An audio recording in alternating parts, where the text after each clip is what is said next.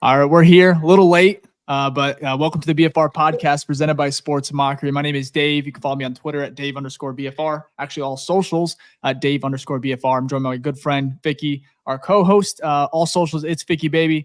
And the guy in the middle, DWC, reoccurring guest, friend of the show. Welcome back, man. How you doing? I'm doing well, man. Can't wait for the quarterback discussion to finally be over soon, but I'm hanging in there so far. It's not over yet, man. Honestly, nope. It's been exhausting. Like, is this one of the longest off seasons already? DWC, how do you feel about that, man? 100%. It feels like it's been going on since like September of last year, right? Like it's been 5-6 months of just straight talking about the same thing every single day. And I've never seen the Bears fan base this toxic ever. I know we are pretty toxic, but this level of toxicity I've never seen in my life. So I just can't wait for it to be over. I think it is going to be over pretty soon based on the reports we're getting. But I just feel bad for Fields too, man. Like, even though I know he's probably going, like he's having to deal with a lot of, crazy people talking about him online as well. So I can't wait for the decision to be made. Yeah, I guess we'll lead to that real quick. I have a few things I want to get to, of course, but we didn't really, I guess, address the IG situation, or we did on the last pod, didn't we, Ficky? You and I? Yeah, we talked about it, I think. Okay. First of all, DWC, obviously you weren't here last week. What were your thoughts on it? Do you think it's a big deal? You think it was blown out of proportion? I don't know, because obviously, like, he's our age, right? Like, he's like 24, 25. So people our age use social media a lot. And I feel like nowadays generation, like, social media activity does matter to some extent, right? Because we're on social media a lot. I feel like we're more calculated about our social media activity. But in this case, I don't think it means too much because, like Fields said, he was on vacation and he just wanted to get a break from the toxicity of Bears fans, right? And I don't blame him, right? Because if somebody came to my job and criticized me every single day for my mess ups, like, I'd be pissed about that too, right? So I don't think there's anything wrong with him unfollowing the Bears. I mean, he's a grown man. He can do whatever he wants with the social media account, and the people offended by that are, they have to find better things to be offended by, right? Because I don't think it was a big deal at all. Okay. Yeah, that's kind of how we felt. I thought it was really good advertisement for that pod, for the St. Brown Brothers pod. Like, I don't know if they talked about it on the back end, like, hey, let's do this, like, let's kind of lean into it. If they did, awesome marketing on them. But anyways, we'll move on. Obviously, the quarterback situation is still up in the air for the most part, but there was some reports, obviously. Ficky, give me that look. I knew your team, Caleb Williams. Whoa. I'm no team. This man, listen, I got to stop you because I just got to give some background information to the viewers. This man has been trying to get me to pick a side all week. Any opportunity, I comment, I tweet, anything. He goes, oh, so your team this. Oh, your team this. And I have to double down. I'm team whatever. But it seems like the tea leaves are pointing in a certain direction, right? So whatever team you're on currently at this moment, you're probably going to be on a, Team Bear, which will probably include Caleb Williams, but we'll get into that. I just had to preface this. I have not picked a side. All right. We believe you. We believe you.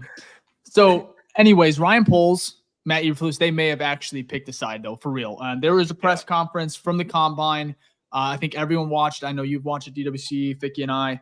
And it was Ryan Poles. He started off hot. We'll talk about Jaylen Johnson. I want to start there. He talked about a negotiation. They were ongoing, and he felt very confident. He said that he doesn't want to use the franchise tag. So for me, DWC, I want to start with you on this.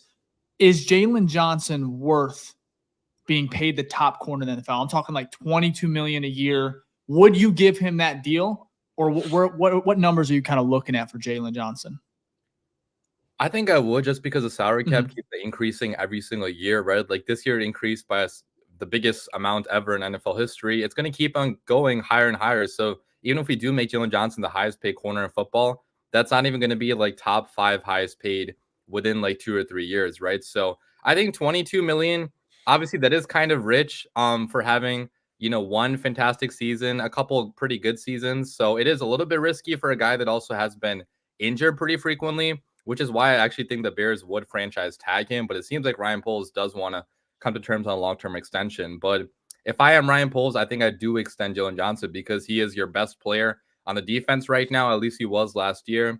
He got the interceptions last year too. He's only, I believe, 24, 25 right now, right? So he still has 5-6 years of really good play ahead of him. And I think his teammates love him too. And if you want to, motivate the people on this team, the players on this team, like you got to reward your own homegrown talent at some point, right? I know he did that with Cole Kmet, but I think he has to do that with Jaylen Johnson too and stick by one of the best players on the defense right now. So I think I would pay him whatever it takes. I think I'm in the agreement too. Ficky, I know we've talked about it briefly. We both love JJ. Are you still in the same boat? Is 22 million too rich for you? Or are you willing to? Yeah. I'm cool with like that. We're paying the money, but like, what I'm talking about. Yeah, it ain't my cash. No, but yeah, I'm okay with that. Like I think what's gonna happen is he's gonna get franchise tagged, and then they're gonna work on a deal. So I think that's both gonna happen. Franchise tag for is it 18 million or something? They'll buy them time. JJ said he'd be comfortable with the franchise tag because it'd still be more money than he's made in a year in his whole career, right? So he gets paid for this year. Then they have enough time to work out a deal. And it also locks him in so he can't test free agency, right? So it's a win-win on both parties. So I think that will happen. And then there'll be probably a deal. What, 4? Would you guys be up? Just me? What a great – it's such a great take. You need to really be focused in. But no, 4 years, $100 million. So, whether that's 22 million, 21 million plus some signing deal bonuses, I think that's kind of what we're looking in the realm of. And to double down on what DWC said is he's young, right? Jaylen Johnson really hasn't had a bad year. So even if you're going to pay him top dog money, his floor is still a good corner. So when it gets into year 3 or year 4, where that cap is now jumped up, a certain amount, and he's no longer in that top 10 category, you'll still feel okay. Not oh, wow, we really effed this deal up. So I think that a deal's going to get done. Whether he's number 1 paid corner or whether he's top 5, that's still up in the air. But I think, franchise tag for sure, lock him in, get a deal, spend more time to work on that. 3-4 year, maybe player option type of deal within that 20 to 24 range. So. Yeah, the franchise tag actually went up with, first of all, the record high NFL salary cap is now at $255.4 million. So the tag for Jaylen actually went up to $19.8 million, almost $20 million for that franchise tag, which isn't, it's a little extra cash, but that means I think Justin's franchise tag, which is a couple years away from having to potentially use it, would be around that $25 million range, which is still a deal for a quarterback. If the Bears were to keep, obviously Justin, but I'll piggyback on both of you guys. I think Jaylen has earned it 100%. And he's super young, 24, if I'm not mistaken, 25 at most. So for me, he's going to get better. You would think. And then the ball production is super, super exciting, especially obviously we can't, he had 4 interceptions last year. So if he can stay between that 2 to 3, obviously 4 would be great, but just to be able to have that in his tool bag would be amazing. So, but it looks like we have a super chat here before we move to the next topic. Vicky, do you want to get to it, man? Yeah, absolutely.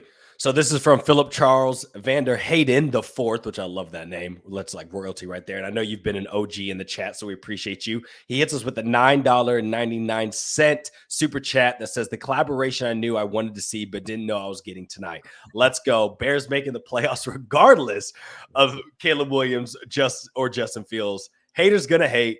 Bear down. Buckle up, Bears fans. Appreciate it. Playoffs no matter what.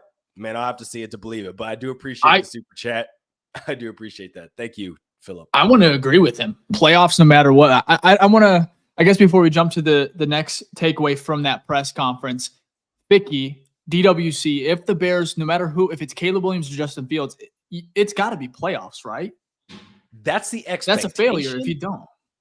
Yeah, that's the goal, but will they do it? Those are two different. So I'll be pissed if they don't.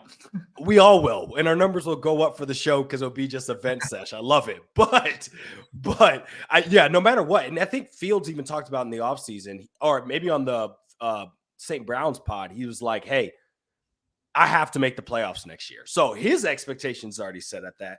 The fans' expectations already set at that. Now, if it's Caleb Williams, is that the case in that scenario? There might be a little bit more leniency because it is a rookie quarterback, right? So could they still get there? Possibly if the defense stays the same, or still improves on that end. We double down on offense, get some more weapons, anything's possible in the NFL. But yeah, those are for sure the expectations. Will that happen? I don't know. DWC, what do you think? Yeah, I totally agree with what Ficky said. I mean, I think we should, expectations should be to make the playoffs no matter what, because, it's been, 3 years now in this rebuild. And after 3 years, the playoff expectation starts becoming there, especially with the same head coach, same GM. And even though it is a rookie quarterback, you would want to see that rookie quarterback have a little bit of time.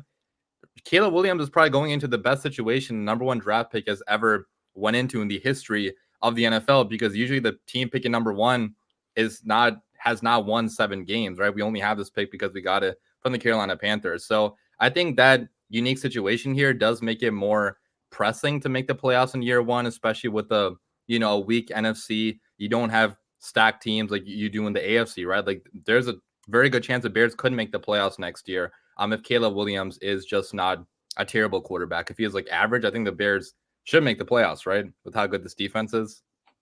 Yeah, I mean, it was top 5 at the end of the year. That was there was actually a huge talking point. I forgot who said it. It was some national TV show, and it was basically stating everything that Justin Fields actually has or had last year, and kind of Chris Canny pushing back on the narrative that Fields still needs help, which I think it's a little bit of both, right? You would have liked to see the Bears produce a little bit more, but that's also on the coaching. There's a reason the offensive staff was cleaned out. But at the same time, the defense was insane. That Montez Sweat trade, which I'm bouncing around here, but there was a graphic from CHGO that was posted. He ran a faster 40 than DJ Moore. 4.41. What DJ the hell? 4.42. Wow. That's fucking crazy, man. I could not believe that when I saw that graphic come across the screen. But I want to move on. Speaking of like Caleb Williams, one of the biggest takeaways for me, or one of them, from the polls presser was when I think it was Greg Braggs Jr. from CHGO asked about similarities, or just, Patrick Mahomes and Caleb Williams being similar prospects. And he obviously went ahead and said that there are some similarities, talked about arm angles. And then one of my favorite quotes that he talked about was, let's see here. He said basically he puts 2 quarterbacks in classification of artists and surgeons, which I thought was really unique because, in my opinion, Caleb kind of falls in between both, where he can be surgical on time, especially, given a better offensive line in the NFL. And then, of course, we all know his off-platform, crazy, unique playmaking ability. Very similar to Justin Fields, if not a little bit better. So for me, how do you guys feel about that comparison? Like, do you see it DWC, or do you think it's just a little, again, blown out of proportion in regards to kind of that comparison? Because it might be unfair when you think about maybe one of the greatest to ever do it in Patrick Mahomes. Yeah, I mean, I think there are a lot of similarities in terms of like the arm angle changing, the velocity changing, the playing out of structure is somewhat similar. Now, Patrick Mahomes is much bigger. Like, I think Mahomes is 6'2", 6'3". Caleb is 6 foot flat, at the most, I feel like, and he probably doesn't have the arm that Mahomes does, but I think it is, like, in terms of creativity, it is a little bit similar. And that's why I think Ryan Poles is going to draft Caleb Williams, because he was part of the reason why, Mahomes was drafted to Kansas City, right? Like, he was there in Kansas City back then. I'm not saying he was the only reason why he was drafted, but I think he is going to value that out of structure playing ability, the creativity, the ability to be an artist, like you mentioned, at the quarterback spot. It is truly special, and he does have a lot of flaws to his game. He's not a perfect prospect, but I don't think anybody's a perfect prospect, coming out of college. And Mahomes had a lot of flaws coming out of college too. I mean, there's a reason why most analysts had Trubisky number 1 in that draft, which obviously looking back looks absolutely stupid. Like, back then I thought Deshaun Watson was the best. I definitely did not think Mahomes was going to be the best. So it kind of shows you like how we have changed our, grading scale now for quarterbacks coming out of college. Like, now we value more of the creativity, more of the out of structure ability, more of the ability to create on your own than we did back in 2017, which is why I think Caleb Williams is such a fantastic prospect. Ficky? I mean, I'm just still kind of puzzled over that Mitch was so high. Like, it's so crazy to go back to that draft and be like, wow, not consensus. It wasn't every single person, but there weren't many analysts that had Patrick Mahomes as 1. Some of them had him worse. Like, some had him not even top 5, which is just crazy, which makes you go to think, like, does anybody actually know anything? Right? You know what I mean? So not at the when it comes to the quarterback, man, that's the scary thing about all these prospects, Drake May, Caleb Williams, Jaden Daniels. It's like Fields, we know, sure, we know what he is right now, and he's still growing. We don't know where what his ceiling is. I know a lot of people want to kind of put a cap on him, but for me personally, there's a reason why I'm still in the boat of sticking with Justin Fields. It may not be the most popular right now. I believe, the sales kind of turned a little bit towards Caleb Williams, but for me personally, I think you just got to stick with him. But I love Caleb Williams. I really think he's a very interesting player, could be great. Even who knows? But for me, it's just a lottery ticket. Every single year, we never know. Look at CJ Stroud. Like, no one knew. Obviously, there was red flags with him, or yellow. I won't say red flags, but like caution. There was, and then with Bryce Young, who was taken first. Like, you never really know. And with Caleb, it's reassuring to hear all of these things from all these great analysts, because I think there's almost 95% of people that study this game, played this game, love Caleb Williams. So for me, I just still feel like it's a lottery ticket no matter what. And when you throw in the Bears, like Ficky said last week, when you throw in the Bears in this fucking scenario where it's like, we can't get it right, we can't develop no matter who we pick, man. Because just a few years ago, I remember being so sure that Justin Fields was a guy that we could not mess up. And I was so confident, and now we're here, and it is kind of a victim about circumstance with Justin, and I do feel for him that the Bears somehow land. How crazy that during his 3 years you get the number one pick twice. Like, it is unreal. And so for me personally, I would love to see Caleb Williams turn into Patrick Mahomes. It's just like looking at the Bears, just in the Bears in general in our history, it's like we would have messed up Mahomes probably too. And also absolutely. We didn't have Travis Kelce, we didn't have Andy Reid. And everything like that. So, but I want to go back to what DWC said though, to kind of counteract that. This is the first time, like, drafting number one with a team that's won 7 games. That doesn't happen typically. 10 easily. 7 and 10 just missed the playoffs, right? That doesn't happen. A defense where even for the full year is still top 15, right? So, like you said, he's coming into a very favorable situation. Now, again, it's still a lottery ticket. Doesn't mean Caleb Williams can come out and be Patrick Mahomes. That's not even a fair expectation to have, right? But I think this is why I think the narrative about the quarterback situation is maybe so different this time, is because they look at this team and they go, "Oh, it's not dog shit." You know what I mean? It's a GM that's been here for a little bit, built it up, decently well. A head coach that's, whether you like him or not, he's been here for more than 1 year, right? There's consistency with that, right? And then the biggest weakness of our team last year, they got rid of that with the offensive coaching staff, and they brought in a new one. So there's only a little bit of new, and the new was on the weakest part of our team, right? So then all you do is drop in a new quarterback aligned with the new OC and all the other new coaches.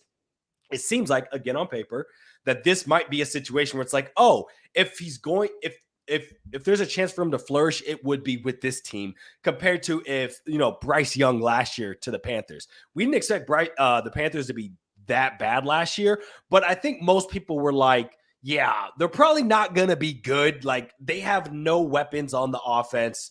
Their head coach, no one believes in. You know what I mean? Like, there was already question marks and rumblings about David Tepper, the GM, being involved with the QB process to begin with, which we kind of found out is true. So I think there's less toxicity. I think this is the first offseason from the Bears perspective where the toxicity is really on the fans only and not what's going on in the building. You know what I mean? Typically it's oh my God, there's house fires all within Hallis Hall. And now it's no, it's just on Twitter because we can't decide who we want at quarterback, though it doesn't matter. So that little rant just to say, I think I have a little bit more faith, not a lot, right? Because the Bears haven't done it, but there's just a little bit more optimism because I'm you know what? If he's going to do it, this is probably the best Bears team that's had the opportunity to draft this good of a prospect. So hopefully the stars align, but we'll have to wait and see if we even draft him. No, I agree. I think that's a great point. DWC, you said it. I actually was talking to my uncle earlier, and he was like, this is the best team probably a number one pick is ever going to go into, just because of all the variables, cap space, everything you guys mentioned. So I agree. I want to move on to, I guess Justin Fields, because another big caveat was about Justin being left in the gray here. about free agency. Ryan Poles said that, hey, I would love to get a deal done tomorrow. And he said this yesterday. So he and he was joking, but I really do believe he wants what's best for Justin Fields. He said it himself. So for me, it kind of heated some things up. There was an article here that kind of broke late Wednesday or Tuesday night from NBC Sports, NBC Bears Talk. And it was about the Falcons, who are emerging as the number one trade option for Justin Fields. And they actually have contacted about Justin Fields as well. So for me, I want you guys to see how confident, DWC, I'm going to start with you. I'm pushing you on the fence here. You have to pick a number here, 1 through 10. How confident are you that he gets traded? 9. Not just to Atlanta. Yeah, 9. Yeah. I'm going to say a 9. Con- Like literally every insider, every person I've seen has been saying, and obviously like people say like insiders don't know anything, which to some extent, like they don't know exactly what's going to happen, but they are correct. I would say 85-90% of the time. And when so many people are saying one thing is going to happen, there's like barely anybody on the other side pushing against it. Like it's only Bears fans that think Fields is staying here at this point in time. So like even though I love Fields, I wish it could have worked out here in Chicago. I feel like it's going to happen. A trade is probably going to happen. Like it might happen as soon as this week. It could happen right now on this podcast. It's probably going to happen just based on how it, how the news is going, based on how polls, even his press conference yesterday, which I know we'll talk about later, but it seemed like he was more open to the idea of trading Fields than he was in last year's press conference, because this year he talked about, doing right by Justin Fields if he did trade him, when last year, I don't even think he brought up the possibility of trading him. Yes, he did say all options were on the table, but like he didn't say it like that, like, oh, like I'm about to trade you and I'm gonna do right by you. I know he didn't say I'm about to trade you, but it kind of felt like he was, wanting to say that, right? So I think it's gonna happen, man. And it is very sad, like you guys said, because just like you guys, I was absolutely going crazy when we drafted Justin Fields. I thought he was 100% going to be the cure to our quarterback issues, but the Bears are a franchise that messes up quarterbacks, and looks like we messed up Justin Fields, at least in Chicago we have, but he's going to have a bright future, wherever he goes next, whether it be Atlanta, Pittsburgh, Oakland, or not Oakland, Las Vegas, or maybe not Las Vegas because Luke Getsy is there, but I think he'll have a successful career elsewhere. Speaking of Luke Getsy, that'd be such a funny, if they do trade him, I want to see their first interaction. Like, how awkward is that handshake? Like, side eye from Getsy maybe. But for me, I think it is Atlanta. It really is bittersweet, in regards to Justin Fields possibly moving on, because I think if he goes to Atlanta, which is the talking point here, they're the favorites. I mean, he's going to be playing in the dome, which he said it himself, he's faster. And then secondly, Atlanta's not a joke, man. Like, they have some weapons. They're young. Kyle Pitts, Bijan Robinson, Drake London. Add another receiver, like Justin said on that St. Brown Brothers podcast. They're about a receiver away in his eyes. And then obviously they need a quarterback. Desmond Ritter's not getting the job done. But Ficky, I'm gonna before I give my take on it, but 1 through 10, I guess 10 for you probably because we know where you stand. But relax, okay? Relax over there. No, I was actually gonna say 9, just because 10 is I know what's happening, but I gotta say 9 because it's the NFL and crazier things have happened before. But I agree with DWC. Like, the majority of the people have been saying it's going to happen. And also, the narrative is very much different at this time this year as what it was last year, like DWC said. You look at, what was it? Yesterday on the 27th, I believe, there was the of last year, Adam Schefter tweeted out like, hey, number 1 picks for sale. You know what I mean? Like, in essence, was saying like, hey, come trade it. We haven't seen anything close to that. The closest thing we got was Peter King on his way out of retirement saying, hey, you know what? The wind makes it seem like maybe they're going to stick with Fields. And then he came, and then on his, he was on a podcast today. I can't remember. He was basically like, yeah, I know nothing, but I just thought maybe that's the case. I haven't heard anything. So again, there hasn't really been, when you look at the top credible guys like Adam Schefter, Ian Rappaport, Peter King, who was really tapped in with it last year, by the way, really none of them have put out the narrative that's like, yeah, they're more likely to stick with Fields this time. Right. And so because of that, looking at the tea leaves, it'd be hard for me to go against people that know way more than me are way more tapped in than I am. Like at that point, I would just be putting myself in a delusional state. Now, nothing is certain. Nothing is certain. People lie all the time. So that's why I'm going to put on 9, but like it wouldn't be hard to push me to 10. And I think at some point here within the next couple of days, it probably will be. So what about you, Dave? Yeah, no, I think it's a 9. I'm coming to terms that Justin I've been holding out hope. You could say that the Bears would maybe just trade the pick just because it is intriguing to see what they could get in return. And you really are able to kind of fill that roster. We've talked about it, beat a dead horse here in regards to just what that could look like, and the players like a Marvin Harrison Jr., multiple premium, picks. But at the same time, it is interesting, in regards to maybe having to finally take another quarterback and the compensation. I wanted to kind of get your guys' thoughts on what would you be okay with? Say Ryan Poles is talking with Atlanta right now. You're a fly on the wall, or you even get some input. What are you wanting back in return for Justin Fields from Atlanta? DWC?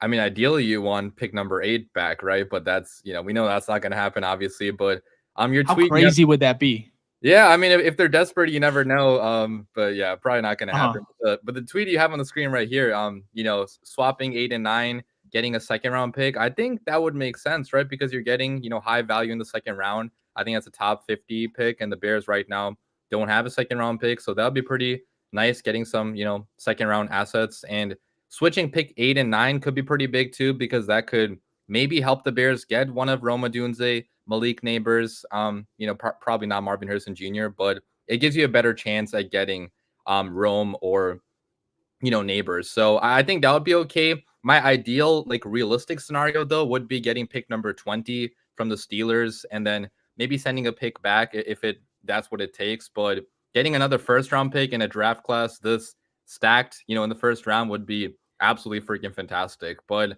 we don't know what the market for Fields is right now. It's been a lot of speculation. I know that Ian Rappaport, Adam Schefter did say that a first round pick could be had in the best case scenario, but it's probably more likely it's going to be a second round pick, maybe like a 5th round pick combined, or like you mentioned, swapping 8 and 9 and getting a second round pick. I think that will be fair compensation, because you got to remember, Fields is still super young. He's only 24 years old. The Bears definitely did him dirty. He still has potential to be a good quarterback, right? So you can't just give him away for a 4th round or a 5th round pick. I think he's worth more than Sam Darnold was back in 2020 when he got traded for 2nd round pick, 4th round pick, or even more. I think Sam Darnold went for a lot of picks. So if Darnold went for that much, I think Fields should go for at least that trade value, if not more. Yeah, I agree with you. Pretty spot on. I actually have a question. Do you guys remember what the trade compensation was last year when we went from 10 to 11 with, who was that, Detroit? Philly, right? Philly was Philly for Jalen Carter. 2024 4th rounder we got. Okay, that's what I thought. Okay, so if it's a 4th rounder, right? So if we move 8 to 9, that's basically worth a 4th round value. So then getting an additional second, yeah, that probably makes sense, right? Because I'm just trying to because I think the reports right now are a second and a day 2 pick, which would be a 3rd rounder or 4th rounder. But I've seen a lot of reports say a second and a 4th. A second and 4th, no matter what team it is. Obviously, there's a whole bunch of scenarios that could be. But honestly, Dave, the more I look at yours, I'm like, that would then make sense. This would make me very much happy, just like DWC said, because Rome and Malik, I'm scared, are not going to be there at 8 or at 9, right? The Falcons could. I know they have weapons, but who's stopping them from also getting another weapon, right? This NFL loves the offense, and maybe they do. I mean, and maybe they do grab one of those wide receivers. So getting that, jumping in front of them would kind of secure that, at least that we could possibly get one. And then also, I've seen reports this week that some people are expecting 4 quarterbacks in the top 10. So my question is, do you think there's going to be 4 quarterbacks in the top 10? I think there will. No. I think no from Dave. I mean, I know a lot of people are very high on JJ McCarthy, even though, maybe us fans not as high, but NFL people love guys like JJ McCarthy. I mean, he was a winner at the college level. He's, obviously He's going to pass all the tests like off the field, and in terms of like leadership, like I think people would love JJ McCarthy. I don't get it personally picking him in the top 10, but NFL teams fall in love with much worse quarterbacks than him. So I do think it's going to be a 4 in the top 10, which that's why I think the Bears actually trade back to from like pick number 8, pick number 9, maybe get a future first round pick, because we already know Poles loves trading back, getting extra picks, right? So if you can still trade back from the other pick, get a future first round pick, and then maybe that pick could be high next year if that team sucks. Probably not pick number 1, but I think Poles does want to keep on trading back if at all possible. But we'll see. And I want to kind of piggyback on the Atlanta things, because I have heard some things, especially from the Chicago media, nothing concrete, but like obviously Justin Fields is likely going to get traded. But what if Pittsburgh at 20, they're probably hearing this thing about Atlanta. Okay. And maybe even giving Poles a call. Then you have two teams potentially fighting over Justin Fields services. And they probably want to get that. In my opinion, teams probably want to know what they're doing at quarterback prior to free agency. So the combine, that's why it's so critical right now. And I think Brett Coleman on Twitter talked about, he tweeted at like 12 a.m. He said it was his first combine. And he's like, he didn't understand. He didn't know it was going to be like this. And what he was alluding to, in my opinion, how I read it, was like, it's really not about, obviously measurements are important, but like the combine is really about gathering information and having those discussions like Ryan Poles is likely having, meeting the players, of course, but there's a lot of business that gets done there. And so for me personally, if you're Ryan Poles, man, if it's Pittsburgh, New England, maybe, I don't know, but just try to get these teams to fight each other over Justin if they are going this route. And I know I'm talking like Justin is a foregone conclusion that he's going to be somewhere else, but it's just like you guys said, if you read the clues, if you're all the insiders, like if it's just one, okay, but it's like everybody, it's all the big guns, everyone's saying the same thing for the most part. And so it's really just to prepare. But for me, it's like, say Pittsburgh, comes in and, Atlanta's not willing to give up a first, maybe they do this swap, but what if Pittsburgh's like, I'll offer number 20 straight up for Justin Fields? Like that's Jackson Powers Johnson range. Like, would you take that over, say, the first proposal that Atlanta gives you a second and you swap from, 9 to 8? So which one would you do? Ficky, I'm gonna start with you. Atlanta, where you swap picks, or you just take the first rounder from Pittsburgh? No, I'm gonna take the first rounder. Now we have 3 picks within the top. One of our within the obviously the first round. 9, 20.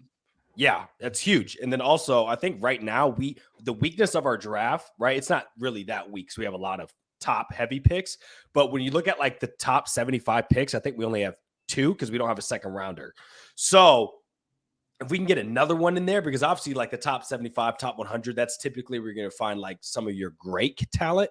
So the more you can stack up in there, which I think Ryan Poles is going to trade back, would be best for that. My only concern though with your situation there was I was watching Rich Eisen and he had on a Steelers insider, and that guy pre-tapped into the team was basically like, yeah, don't expect that the Steelers are going to go in for Justin because they're still all in on Kenny Pickett.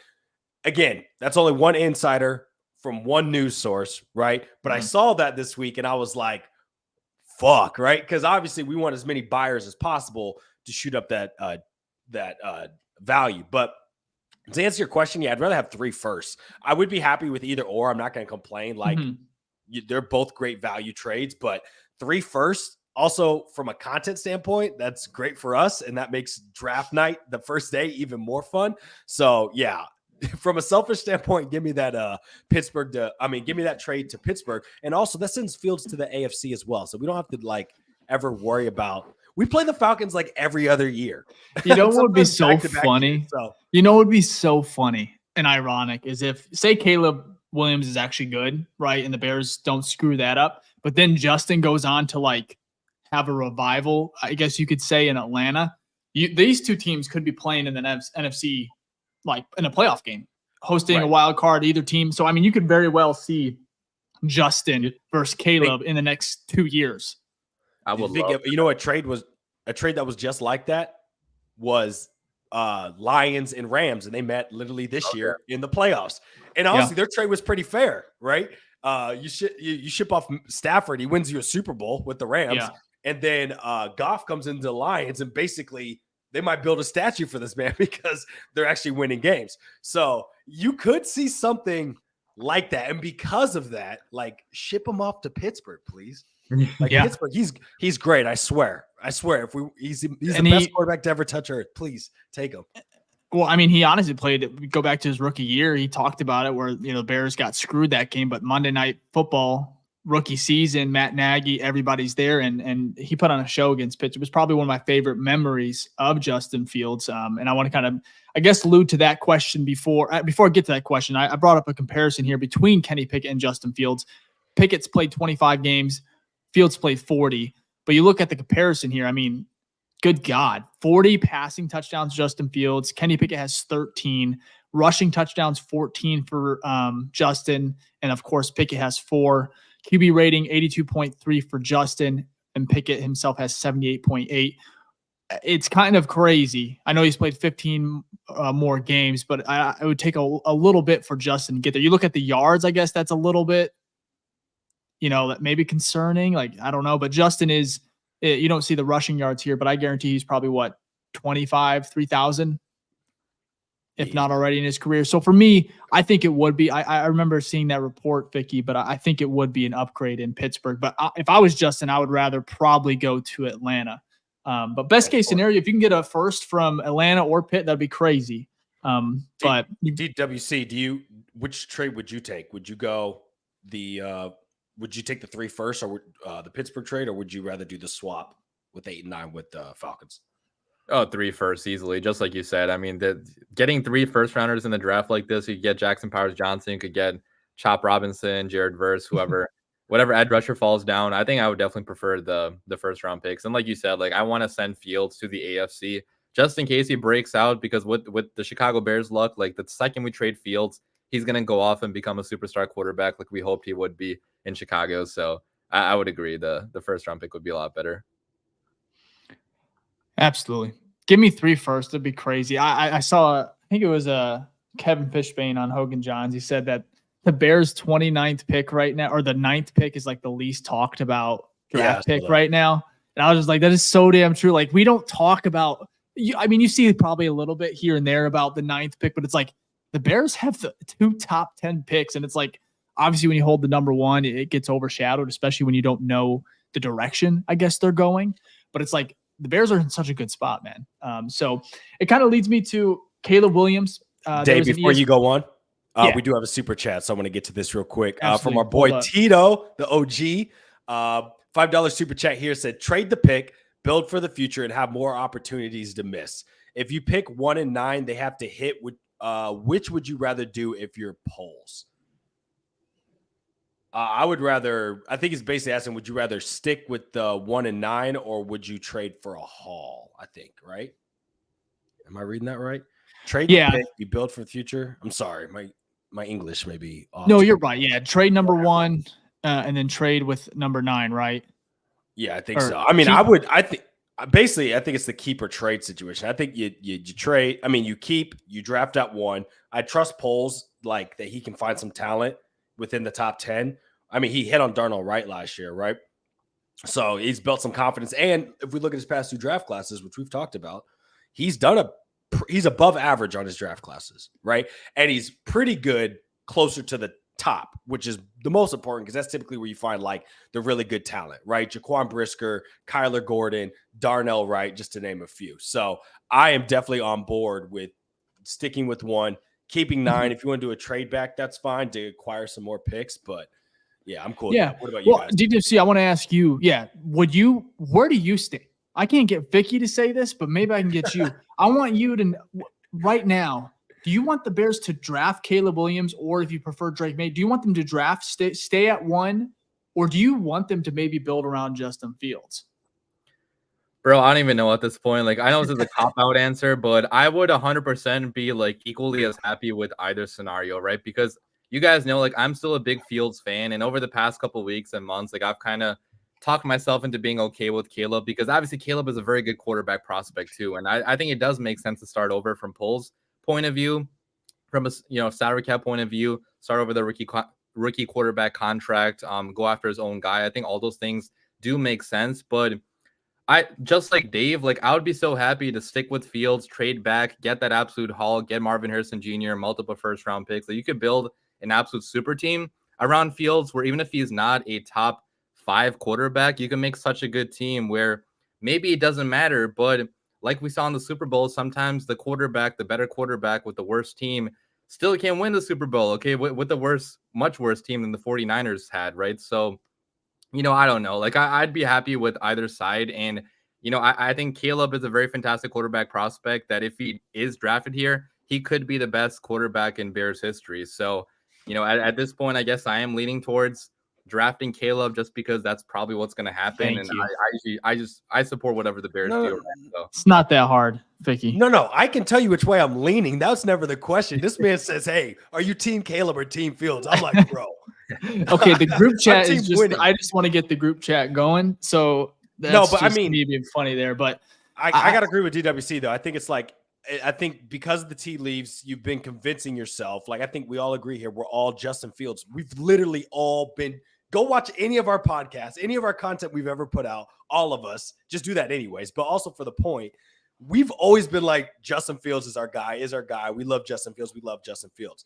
The Bears are in such a unique situation that where your QB didn't play bad enough for you to have the number 1 pick, but your team ended up having it anyways, along with the fact that there is a label that we don't throw around, but what people say, generational type quarterback or a really, really, really, really good quarterback prospect sitting there right in your lap. So like you said, if this pick is 4, if this pick is 5, anything past that, there's probably not this discussion. We're probably happier people in the end, a much easier offseason, right? We're not gray hairs by this moment, but it just is what it is. Be debating about trading up to 3 to get to secure Marvin Harrison Jr. for Justin Fields in an alternate reality. But at the same time, I think DWC, you had a great tweet yesterday or today about, a couple of years ago, we were talking about what the Bears were going to do with their second round pick, because we didn't have a first because of the Khalil Mack trade. And now you're like back-to-back years where you're the focal point. You're the talking national media, local media podcast. It's the Bears. It's what are they going to do, or what should they do, and everything like that. So it is refreshing, but it's like at the same time it's like a blessing and a curse, because it's at least for this, it's like it is redundant, especially on Twitter. I see the same group just going back and forth, which it is kind of funny. Like I don't know how people allow themselves to get trolled, because for me it's like at one point I'll probably just stop responding. I'll just be like, all right, muted, move on. But I want to go ahead and before we move on to our other topic here, if you're enjoying the show, go ahead and leave a like, subscribe. It really does help support the pod. If you're listening on Apple, Spotify, which we have a lot of listeners over there as well, we appreciate it. But if you want to go ahead and check out our YouTube, feel free. And also DWC, obviously, if you watch YouTube, Bears YouTube, he's there. He's a face of the franchise over there for the most part. But check him out. We have his link in the description if you need it. His Twitter, DWC Prods with the Z, if I'm not mistaken. It's on the screen as well. But we appreciate the support. Hit the like button. And now we're going to move on to Caleb Williams in the ESPN article. DWC, before I move forward with this, I'm sure you've seen it, right? I think I saw you tweeting about it. First of all, initial thoughts on it, man. Like, do you like Caleb Williams more, or you just appreciate the clarity? What are your thoughts on it? And I want to go ahead and give who was it from? Ficky, do you know Pete Thamel from ESPN. Check it out. That article. I thought it was incredible. It was good insight. But before me, who cares about me? DWC, what do you think, man? Yeah, I mean, it didn't tell me anything I didn't already know, right? Like, I think he was kind of also trying to butter up Chicago because he knows he's getting drafted here probably, right? It worked, man.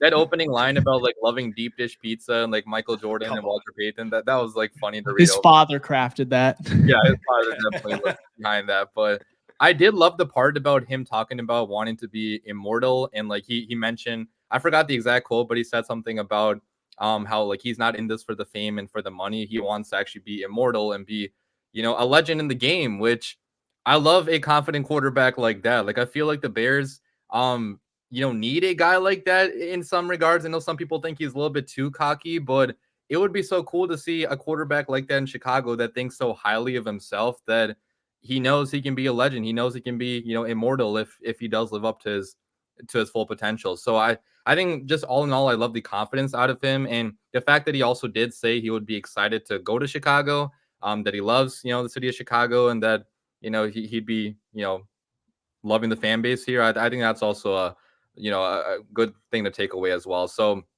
yeah, I think, again, nothing that I didn't already know from that article, because I think the whole, conversation about him not wanting to go to Chicago was completely manufactured by the media just for, likes and attention. But it was a fun article to read for sure.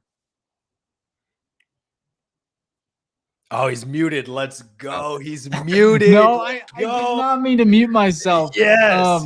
No, I was going to bring up, as the saying, this is the quote that DWC was referring to for our Apple, Spotify listeners. It goes, as the saying goes, the legends live on. That's my goal of playing football. It's not money. It's not fame. It's to be immortal.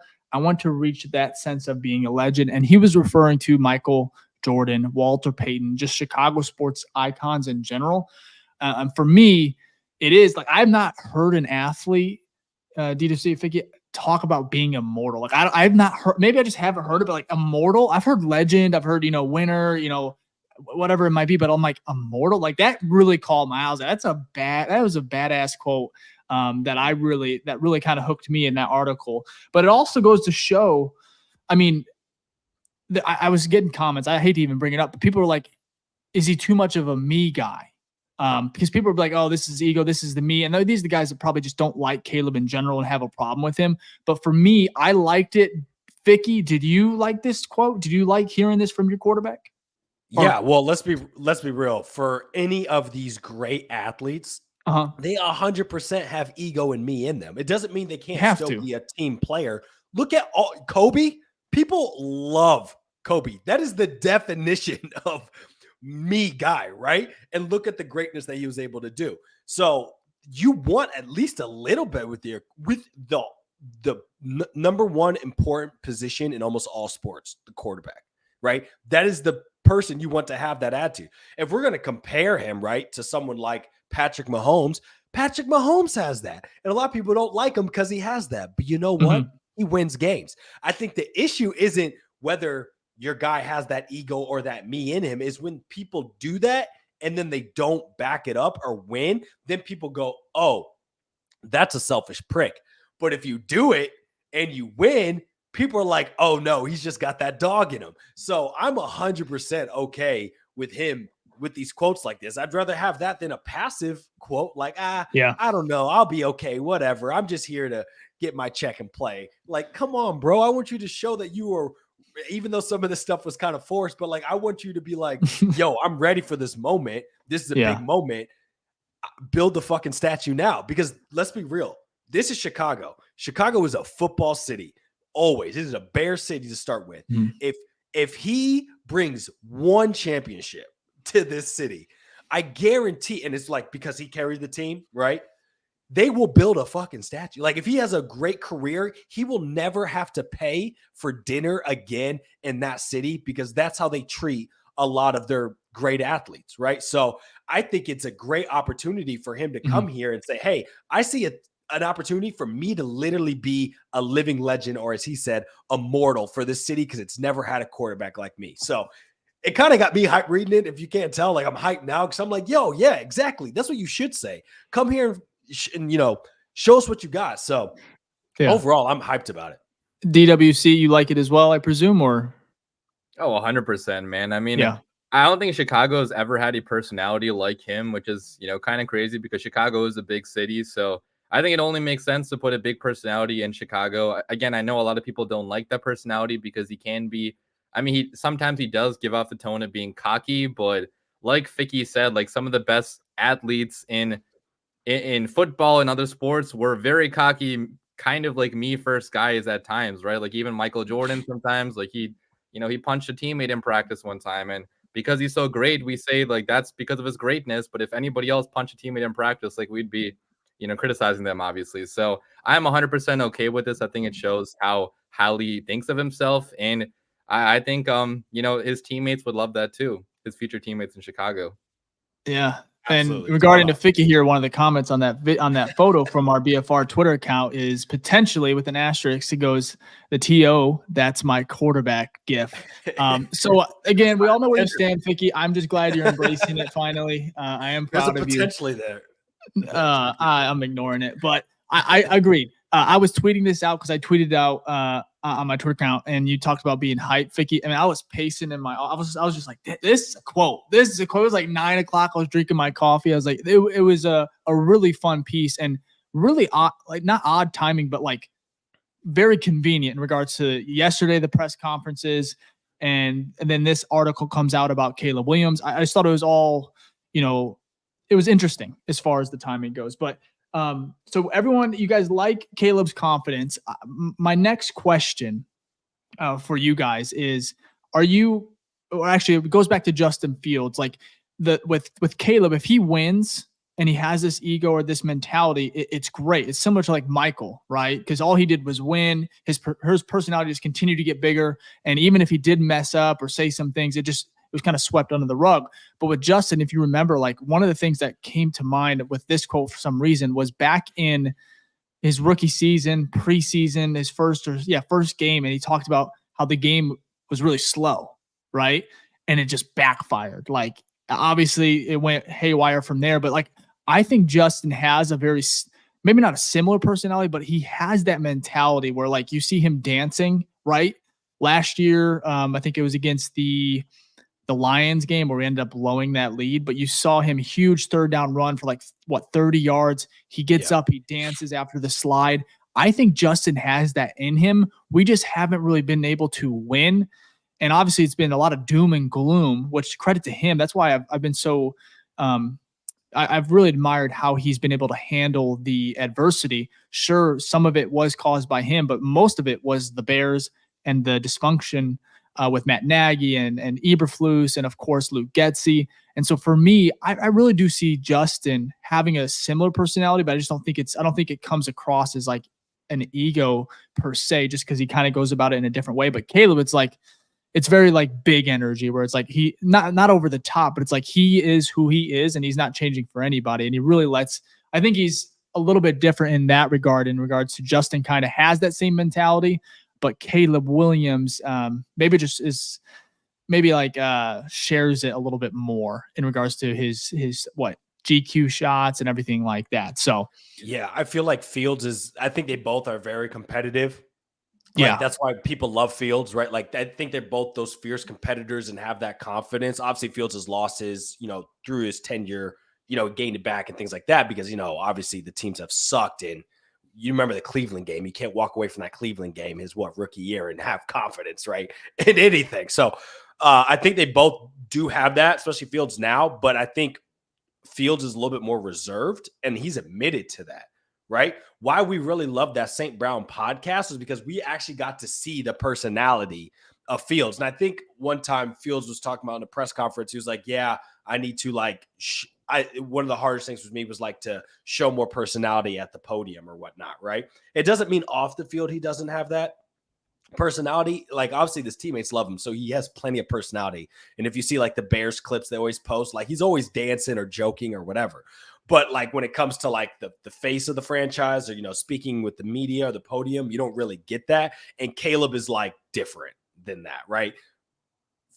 He's not going to be like, he'll show more personality. Like, let's put it this way. He's not going to turn off his personality, or he's not going to turn it down as much, right? While Fields, on the other hand, more of like, I show up for work, I got my business face on, and then I go party afterwards, right? Caleb might be like, oh no, you're getting all of this every second of the day. So kind of like how I am. So I totally understand that.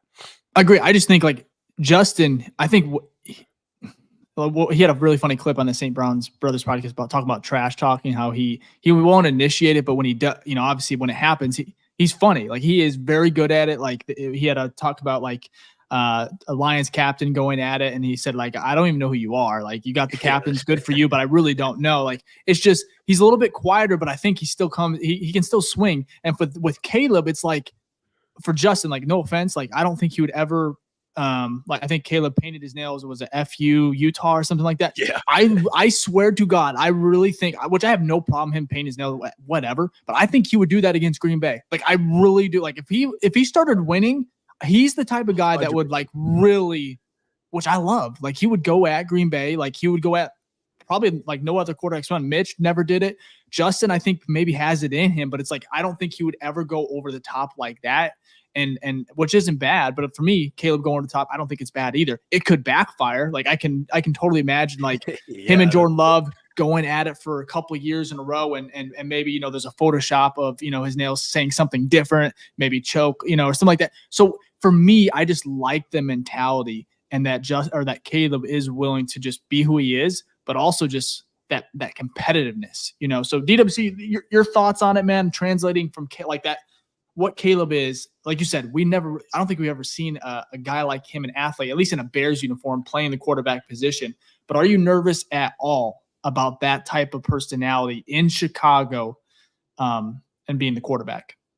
Yeah, I mean, I will say he will be hated by a lot of people in the media, NFL fans in general. He's going to be one of the most hated quarterbacks from day one because of the nail painting and crying thing, which, like you guys said, like I don't care about that stuff at all. It doesn't matter to me. If you win games, that's all I care about. And his teammates at USC seem to love him. And he was a good leader, of the locker room too. So I don't have any question marks about his ability to lead men. But he is going to be hated because when you are, trash talking, when you are, painting your nails like F Utah, stuff like that stuff is going to come back if you don't go out and win football games. And like you guys mentioned, that's going to be the biggest thing with Caleb. He's going to have to win here in Chicago for his trash talk to be worth anything. Otherwise, just like Fields, like he's well said, yeah, to dance or trash talk because you can't do that when you're losing games, right? So I have no worries about his personality. I think it's going to fit well here in Chicago, especially if we do start winning games. I feel like Bears fans are going to start painting their own nails in the playoffs or whatever, like emulate him. Obviously not, but I think it's going to be maybe, dude. I guarantee I could see some people tweeting like a picture of their hand, yeah, or something like that.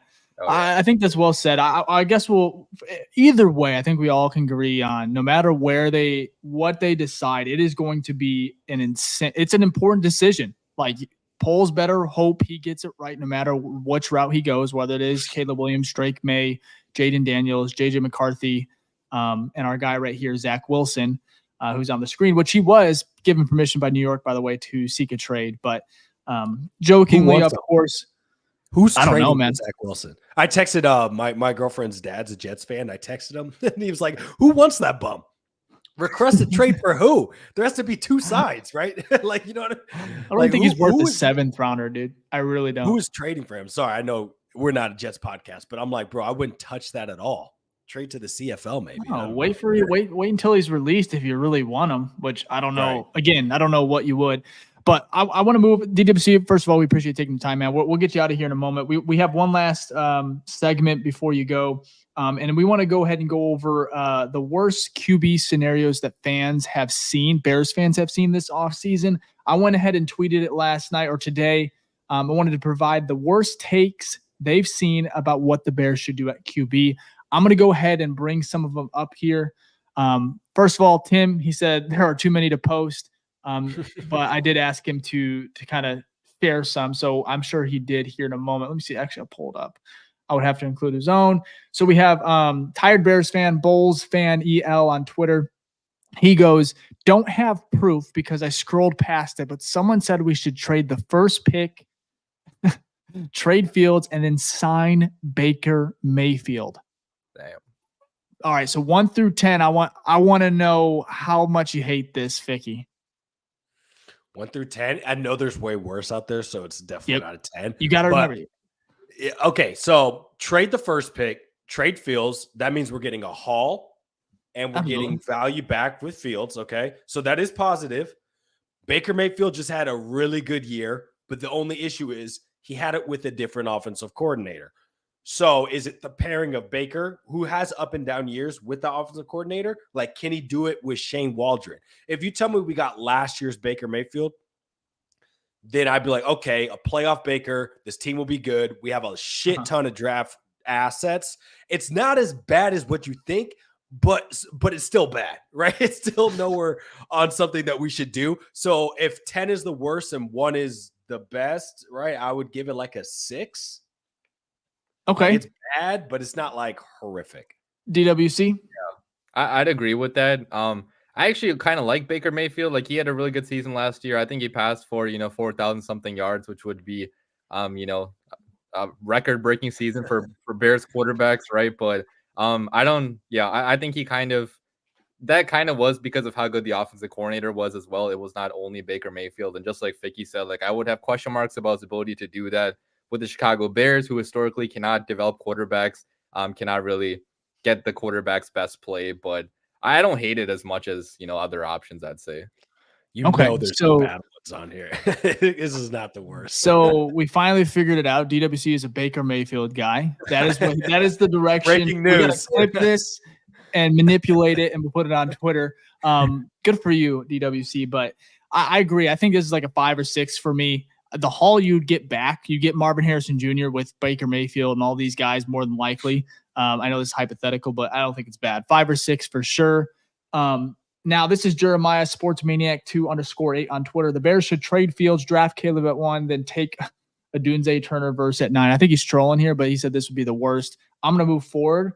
Yeah, that's amazing. Yeah, sign me up. Yeah, I don't know. We got right here from Bear Down to Bears_2. Trade Fields for a 3rd, trade back from 1 to 8. Oh, then draft JJ McCarthy at 1.8. Or at the 8th pick. Round. Yeah, 8th pick, yeah. Wow. Okay, I'm gonna start with you, JWC. What do you from Bear Down here on Twitter? What are you rating this one 1 through 10? How bad is it?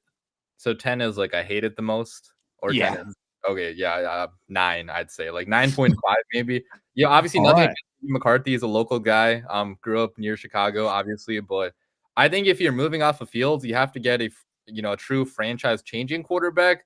And I don't think JJ McCarthy is a franchise changing quarterback. Like, he's one you can win with. Maybe like a Kirk Cousins, but I don't think he's going to be like a Caleb Williams or like a Drake May or even like a Justin Fields who, maybe could put the team on his back. So I don't think I would like that at all. Ficky. I mean, that would be such a typical Bears move. Like in this, like if that shit happened, I'd just be like that. Like, it would just bring me back to the Mitch Trubisky trade. Just like a trade that no one really expected. And then it just happens. You're like, really? We're going to go with this guy who doesn't have a real good track record of being a pass-heavy quarterback for his team, right? So I try to think of the positive, though. JJ McCarthy, young, super young. He's like 20, maybe 21. He is a winner. I mean, you can't say he's not. And there are some reports like he is a top 10 quarterback. So it's not like you're going to get someone who isn't in the top 10. You're not dropping so far back. So I would say it's probably like, I'm going to be an unhappy camper. I'd probably put like 8. 8, probably where I'm at. No, that's pretty strong. Yeah, I mean, no, again, these are all, if any of these happen, I'm going to be fucking pissed. I'm joking here. Like, yeah, I think, we're going to be joking here. I'm joking here when I say this, I think, but I would probably be an Atlanta Falcons fan for next year. Like, JJ McCarthy in a Bears uniform when you have so many other options, it would honestly be like a spit in the face. Yeah, nothing against JJ McCarthy. That's an 8 for me. Like, I don't want to see it, man. Anyways, but it would be interesting because you would still get some stuff in return. Yeah, I want to know what that Baker deal. I want to know what that haul is though, 1 to 8. Because that's what he said, right? Trade back from 1 to 8. That's got to be a lot. That'd be a mess. That's giant. At least Albert Breer said we're getting no less than 3 firsts. So that also makes it a little bit better because that means we'd have a first this year, right? Or 2 firsts this year, and then most likely a first next year, 2 firsts the following year, and then 2 firsts after that. Bro, that's 6 first rounders in the next 3 years. So yeah, I would hate that because I don't think JJ McCarthy's the dude. But at least I know that like we have like a positive offseason for the future. You know what I mean? Where we might be talking about another quarterback. So again, right in Bears fashion. I'm not sure who this is, but Goal to Go podcast. He says, "Just give me one shot there. I promise I won't disappoint." I think he wants to come on the pod, if I'm not mistaken. Sure. But anyways, so this is from Bill Withers, baby. on Twitter. I'm not sure how to say it. Is it PC38? Bear down. Pessy. Worst take I've seen is to keep Fields and trade the number 1 pick again. So we know where he stands. How much would you guys hate this if they were to keep Fields and trade the number 1 pick again? Yeah, I mean, I'm not gonna hate it, right? Like, I'd be happy if we did that, because I still believe in Fields. 1 through 2 DWC or 1 through 10. 1 through 2. So how much do you fucking love? I'd say 2 personally, man. Like, I wouldn't be pissed. All right. A lot of Bears fans will be pissed. So you're switching. You were Caleb, now you're Justin. I see what's going on here. Flip flopping on me, guys. Ficky. Yeah, I'm probably gonna go. I would say 8? If this was earlier, I would have went like 2 with DWC, but I think I'm probably at 4 now, just because of how much. No, it doesn't mean I hate it. It just means I like it. That's on the good side. But my reasoning is because I've been. There's been so much media consumption that I've had to do now because of what the media has been telling me is going to happen. But, I'm saying, look, if you've been told that like this is going to happen, this is going to happen, or like this most likely is going to happen, and then you mentally have to take yourself from I was already on this side, and now y'all are forcing me to be on this side, and now I've convinced myself that this is going to happen, and then what? And then the side I was originally on happens anyways. Yeah, you're going to be like, wow, why did I waste weeks and months of these mental gymnastics when I could just been like, yeah, Fields ain't going anywhere. So that's the reason why. Not actually because of the end result, but because of like, really? What was the point of all this? So, but yeah, Fields, yeah, I got jerseys. I'm going to be happy. I got to buy new jerseys. Like, let's rock Fields. I'm going to be excited. At least I know we're going to have like exciting. I'll go 1. I got to stick with it. I'll be ecstatic. Just the haul and everything involved, because you could do a double trade back potentially. Take the North from Twitter. Calamity Jim. Is his user. He goes, any take involving Jaylen Daniels. I think he'll be the 4th quarterback taken, not first. Hell, you could probably include that in your worst takes too. So 1 through 10, DWC. If the Bears were to take Jaylen Daniels, and for the sake of this, I don't know where we're taking him. Just if they choose him, 1, 2, trading back, how would you be happy with him as the quarterback next year for the Bears? I don't know, man. Like, I think I'd say like 6. Like, I think I would be kind of mad just because he is a little bit similar to Justin Fields, where, if you are sticking with the same kind of style of quarterback, I'd rather just stick with Fields and trade back and just not select the quarterback. And I've seen a lot of his runs, and he gets absolutely popped in the open field. Right? Like, he's a very skinny dude, at least compared to Fields. Like, he's not as strong as Fields. So I have some question marks about Jaylen Daniels. Like, nothing against him, but I don't think I'd be the happiest, I'd say. He throws himself at his defenders. I don't know if you've seen it. Like, when he runs, there is no like, oh, let me slide, let me get out. He literally jumps into defenders. And I'm just like, yo, have we not learned for a much skinnier frame, like you said? Like, look how injury prone Fields is. Could you imagine him back there? He would get snapped in half mid-game. Like, it's crazy. So, but would you say 6? Yeah, 6.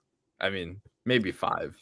So it's Jaylen Daniels. I mean, because again, I'm only going off what people have fed me, right? Like, I'm not an analyst, but like, people are saying he's QB3-ish range, right? I think it's fair to say Williams, May, then Daniels, right? And then there's the group after that. Oh, here's the one. He jumps right into it. I say, boom! Like, bro, that's like a Madden play, bro. Like, what? Yeah, okay. No, thank you on that. But if he's QB3, I think I'll be disappointed that if you're not taking Caleb, then let's go the second best. Let's do let's do Drake. Why are we dropping all the way to someone who's similar, right, in play style? Also, there's a big statistic I saw this right before the show, actually. Jaylen Daniels throws across the middle, like his percentage of throws across the middle, it was super low. He ranked like 150th out of 165 quarterbacks in NCAA, right? And it's the lowest since who? Who could you guess? Our guy. And he take our guy, the lowest throw percentage across the middle in NCAA since Justin Fields. So why would we restart the clock with basically, in essence, someone who's very similar in similar traits? We might as well stick with who we know, who the locker room already loves, who the city obviously loves, right? That makes no sense. But if you go Drake May, that's like, oh, we're doing something different here. You know what I mean? Like if we're going to reset, we're doing something different than what we have. So because of that, I'm actually going to say it's worse. I'm going 9. Like, do not do that. Yeah. Why? What's the point? So there's really, what's the point? There's 2 things to learn from. I agree with both you guys. One, we're not a big fan of, Jayden Daniels, but 2, there was no pushback on this, but DWC said Justin, our guy, Justin Fields. So are you flip-flopping on me, Ficky and DWC? Are we going back? No, I'm just kidding. I'll stop with this. No. But to be fair, he is wearing a Bears jersey and he is on the Bears, so he is our guy. Yeah. I mean, dude, I made hype videos for Mitch Trubisky, right? Like I'll support any quarterback that's on the Bears. Wait, when did you start doing hype videos? Was it Mitch or did you do it before? Is there Mike Glennon out there that we could potentially cook up and see? Dude, I think I started YouTube in 2018, so it was with okay. And a lot of bad quarterbacks after that, like Nick Foles, I made one for. Chase Daniel, I made one for during the 1 start. He had 2 starts he had, which I don't know why I did that, but bro, back then I used to hype up anybody. Like I made hype videos for even like 7th round picks. I don't do that anymore, but you've learned your lesson. You just you don't have as much time. Yeah, I think that one of my favorite moments on Twitter was DWC when you got recognized by JF or from Fields in regards to your hype video. Like that was, I didn't even make it, but I was like, I just felt like validated. I was like, look at my man, dude. Like that was one of the coolest moments. That like was tough, dude. Doing it. I hope Caleb Williams sees one of my videos in the future. Oh, we'll make sure he sees it. He's more active on Twitter. He's one of them. So confirmed. Is that what we're getting at? Oh, confirmed. His crown. I wanted to bring that up. Like his celebration. First of all, if you make it if we do draft him, like get that on there. But I love that. Like that, if he pans out, like that celebration right there where he's crowning himself. Like I know it's egotistic. I don't know how some people may be rubbed the wrong way, but I'm like, that's fucking sick. It reminds like LeBron almost. Like with the silencer, but it's like different. Well, here's your thing though. All of this is amazing if you're winning. It makes everything so much better. Like if you're winning and you have this stuff, it's like just sprinkles on or icing on the cake. You know what I mean? Like it's all that cool stuff. People are starting to hate the Chiefs now. When the Chiefs got, they started to be good. People were like on board. It was like this underdog who's Patrick Mahomes, right? Then they consistently kept winning, and now people hate them because they do stuff like this. But it's because they win. Like I want to be on that side. I want people to look at us and be like, God, I cannot stand Bears fans, right? Like they are the worst. I hate that team, everything about them. Why? Because we beat your brakes out. You know what I mean? Like that's what I want. So if he's winning, I think he should do all of that stuff. Paint your nails, cuss out, wear a dress, all the stuff that just brings extra flair to this team. Because, and this, I guess, is a question for y'all. Do you guys feel like, at least in the past, I wouldn't say with this new Poles administration and with Kevin Warren, but the Bears were always so old school, stuck in the 80s, not caught up with modern times. Stadium is, from 1842. You know what I mean? Like, and this is even like recently, we just got Hallis Hall. They redid that, right, within the last 5 years, which is way more modernized. But it was always like, yeah, we were, we're this black and blue division.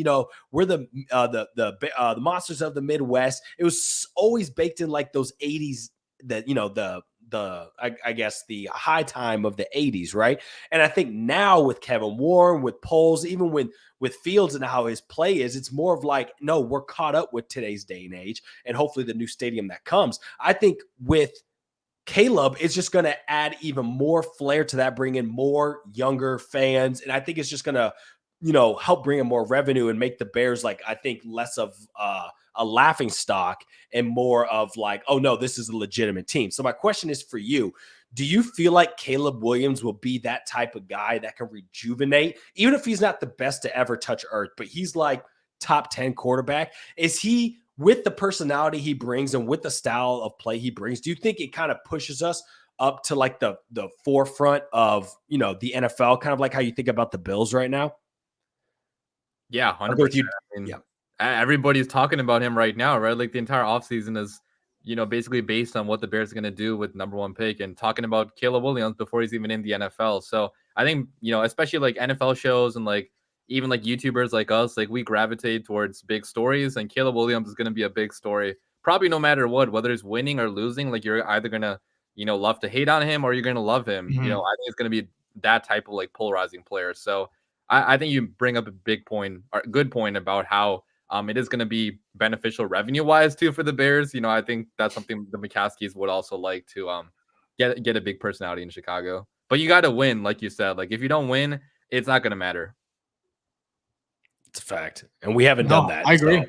And speaking of like modern, like the NFLPA club report cards came out today, where the Bears actually finished 10th overall in the NFL, which is pretty damn good. Their locker room got an A-, training room B+, weight room was an A. That's Ryan Pace right there. Hallis Hall renovation. Still feeling that effect. The Bears got a C for food and cafeteria. I think Flus got a B- or B+ for head coach. B. There's Caleb Williams in the chat. You want to bring him back up? Yeah, Ficky. We want Caleb. What's up, Caleb? Why are you dodging us? Why are you coming on? Anyways, though, overall, I think it is pretty cool to see that modernization, that the improvements, because I mean 10th in the league, that's top 10. That's pretty damn good, and you look at like some of these look at Washington, who's 31st, like, looking at Caleb there, like, you want to go back home? Is that really where you want to go, like, right now? Right.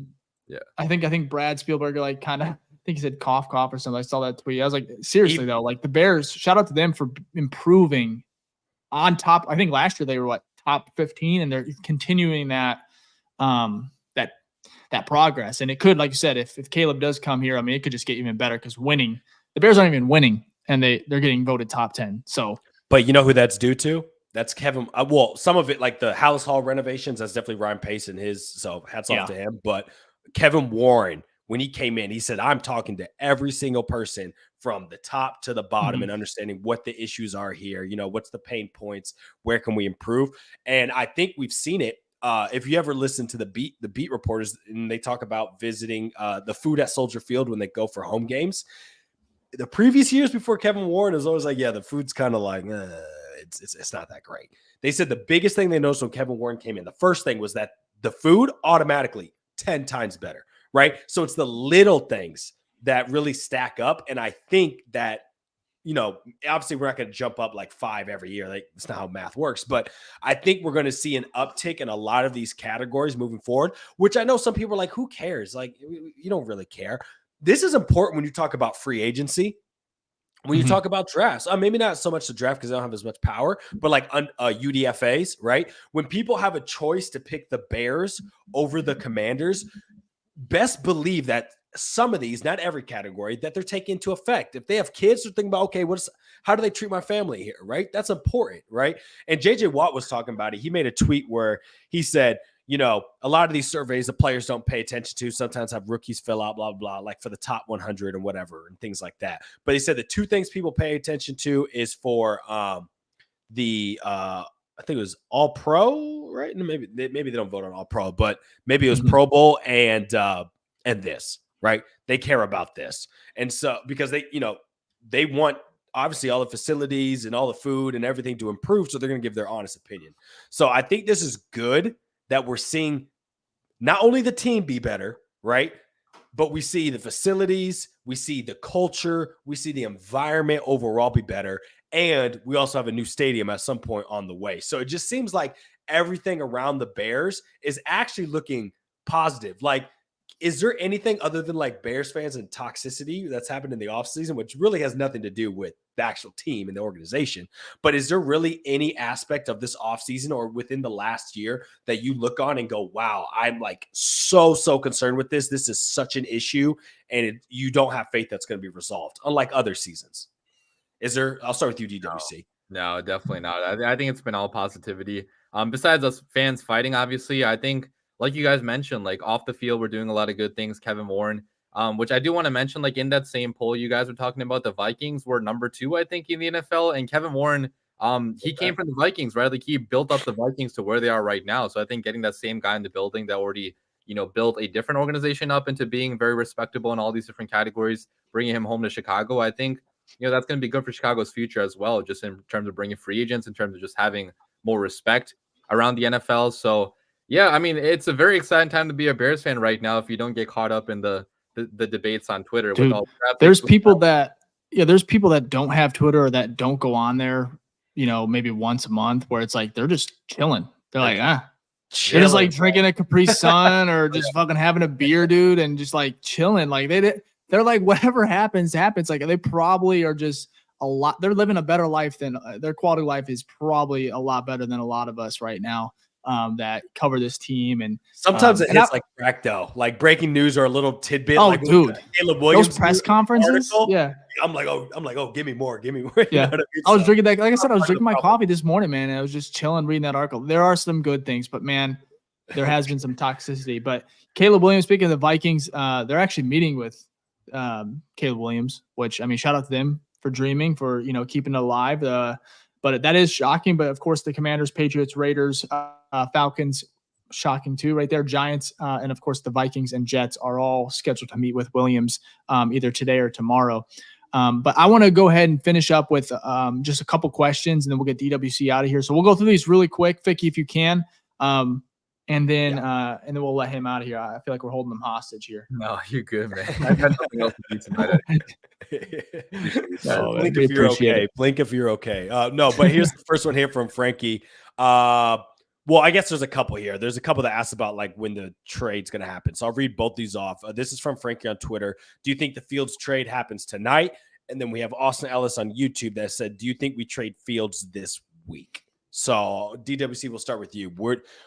Do you think a trade happens, or is it much sooner, or do you think it's a little bit later? Or if you have an exact date? Yeah, I don't know about exact date, but I think it's much sooner than people are thinking. Just based on the tea leaves, and I think even like the draft odds right now on DraftKings, like they're heavily favoring Fields to go to the Atlanta Falcons right now. I think it's like minus 300 to the Atlanta Falcons, which is a big change than even a few days ago, right? And you got that quote from Poles yesterday where he said he wants to do this as fast as possible, just because he doesn't want to, have Fields be in a gray area and not know what he's, where he's going. And I think Fields actually is on vacation right now, so that would be kind of cruel to trade him on vacation. But I mean, the NFL is a business; it never stops, right? So I think it is going to happen this week. If I date, I think it's going to happen this week at some point. Dave, I mean, DJ Moore was sleeping when Carolina. He was just, I think he was on vacation as well. I'm not sure, but yeah, I think a trade happens by next Monday. I think we'll get a decision. I don't know if a trade is going to happen, but if they do trade him, I think it'll happen by next Monday. If not Friday, maybe a little breaking news before the weekend. Isn't that it happened on a Friday with the DJ Moore trade? We went into that 11th. weekend. Oh, yeah. Into that weekend, which that probably doesn't mean the day of the week doesn't mean anything. But for me, just giving it the combine and hearing kind of what we've been hearing, I really think probably my final guess will be Friday evening. We'll get the trade notification, and then we'll get to reminisce on our favorite Justin Fields memories. So, which is weird to say. It is. I said March 12th. The new league year is March 13th, I believe, and the tampering period starts March 11th. So I was like, okay, legal tampering. He's gonna find the value of what Fields trades are during the combine, and I'm talking about Ryan Poles. And then he'll kind of get that, evaluate it, see which is the best option, and then when they can actually legally tamper, which is March 11th, I think it won't take long. It'll be like, all right, maybe a day. So that's my guess, though. I could be completely wrong, but I'm thinking around then. Either way, that's in 2 weeks or less. So I think all of us saying soon is probably probably wrong. Yeah, probably wrong. Yeah, probably. Look, I've been wrong many times before. I am not afraid to say that. So here's the next question. Is Justin Fields, this from Chris N on YouTube, is Justin Fields to Atlanta for the 43rd and 110th pick fair? 43rd is basically the 11th pick in the second round, and 110 is like the 8th pick in the fourth round. Fourth pick, yeah.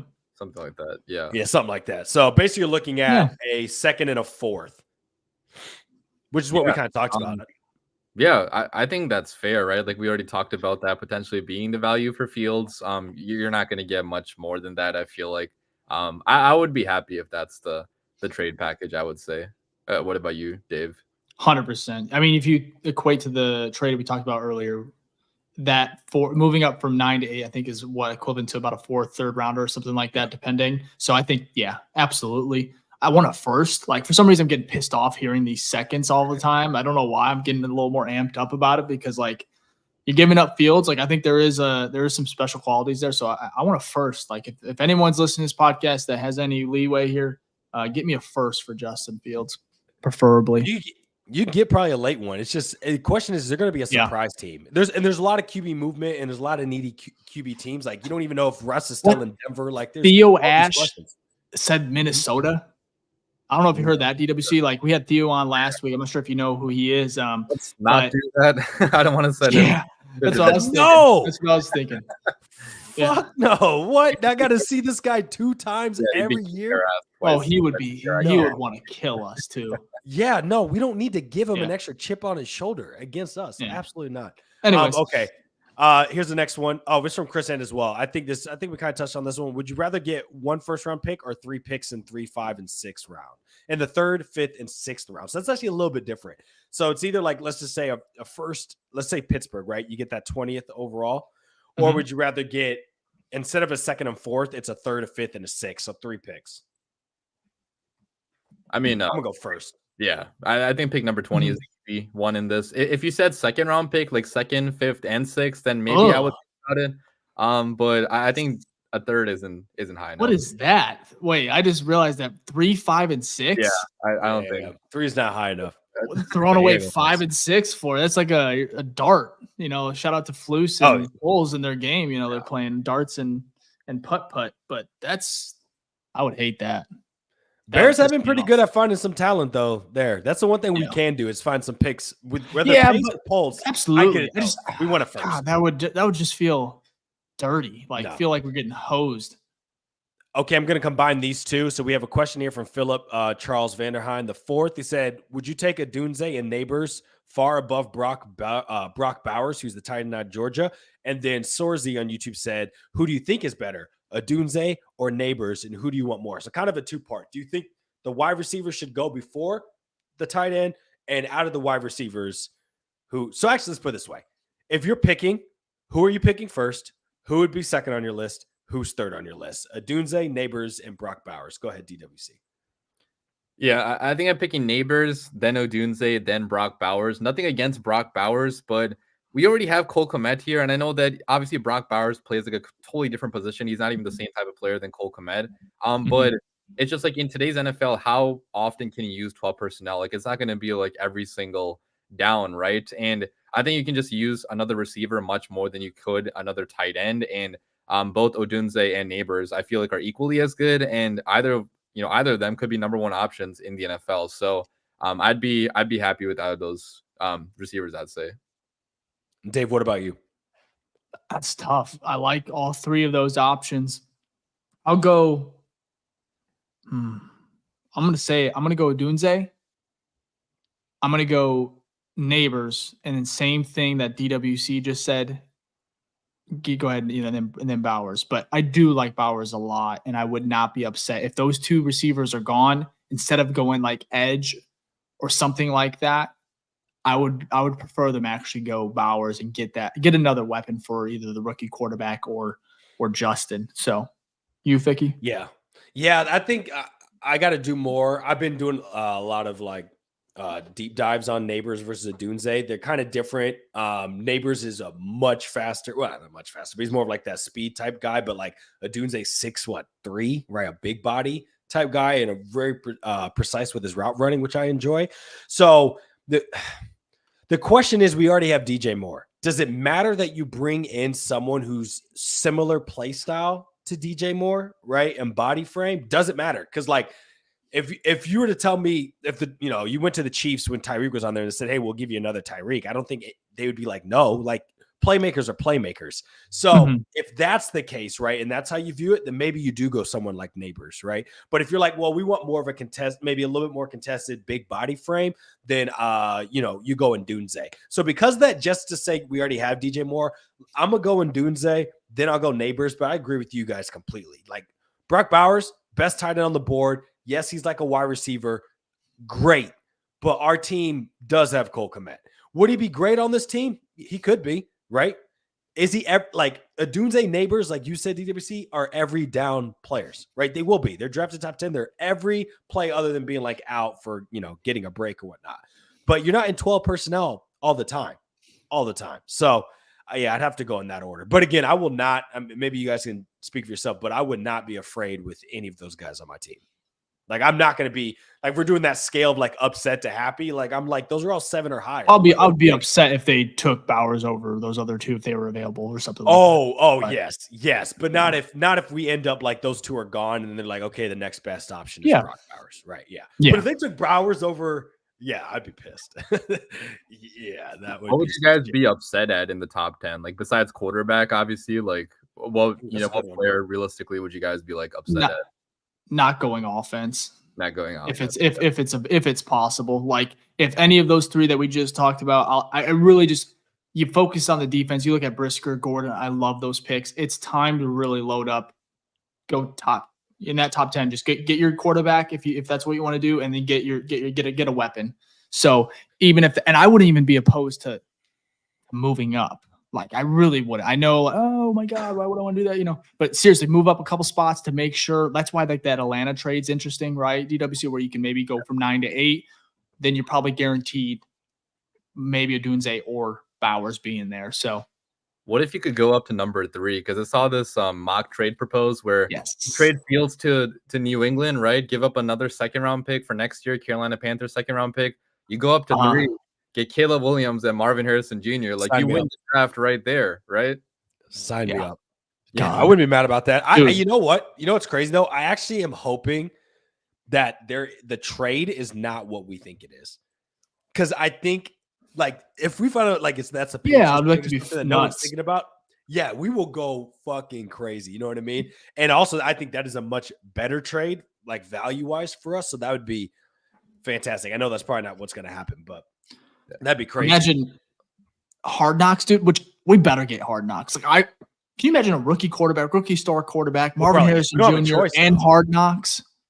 They choose. Like we can't deny this year because we don't. Yeah, and we kept Flus. Coach. Yeah, we kept Flus. So we're on one of the. That's one of my favorite parts about keeping Flus is first of all, shout out to him and his new look. Like that man. Yeah. My perception on Matt Eberflus is fucking changed, dude. Like he went because of a haircut. I love it. The beard, the jacket, and the style. I know he said shout out to his wife for getting him suited up and dressed up, but like seriously, he went from like pissing me off every press conference to like, all right, sir, I understand what you're saying. I get it. Look, I believe in the mission. What was it? Hits. Definitely important. All right. Hits. It was shit for a minute, but yeah, it was hits. Answer your question, DWC.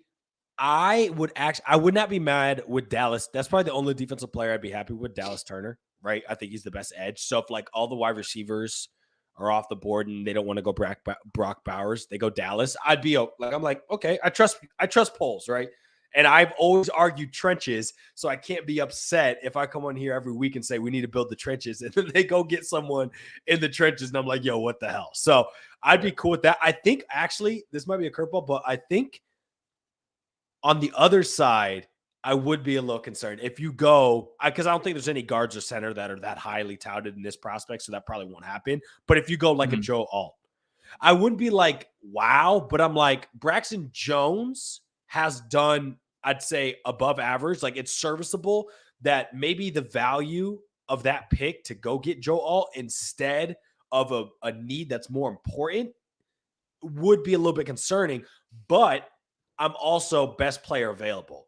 So if that's who's the highest on their board, I just have to trust that like, hey, look, you got to get, we saw Fields get tackled all the time, right? You don't want your quarterback to be in that same position. Let's get him a certified dog. And we just saw what he did with Darnold Wright last year.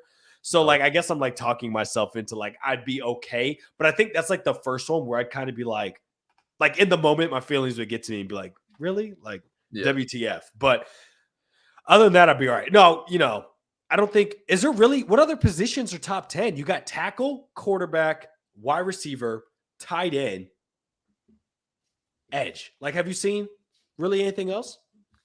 I've seen linebacker. I've seen defensive tackle. Johnny Newton from Illinois, my Fighting Illini. I think he's actually sliding down draft boards now because of his he had a surgery or something like in January. So he's probably not going to go top 10, but he could be. What about the Texas guy? You know what I'm talking about? I thought he may have been slipping in top 10 too, but I'd probably be upset. I don't know. I just feel like maybe I think I'm convincing myself the other way now. You talking about the receiver from Texas, or no? There's a defensive tackle who's pretty highly touted, really big and really fast. I can't remember it, but my point is now I think that the top 10, other than quarterback, like they're all positions of need, right? We can agree. We need a defensive end. We need a defensive tackle, right? We need wide receivers. Maybe not a tight end, but a tight end that's a wide receiver, right? Like we'll count that, right? It's not like the top 10 has a bunch of positions that we already have like covered. You know what I mean? It's not like it's high corners up there, safeties, even though we do need one. But I don't know. I just feel like this team has enough holes that I guess if you're going to trust Poles, you got to trust Poles, right? Am I wrong in that thinking? No, I mean, you're 100% correct. We saw last year, even the year prior, like he's been one of the better drafters, I feel like, in the NFL.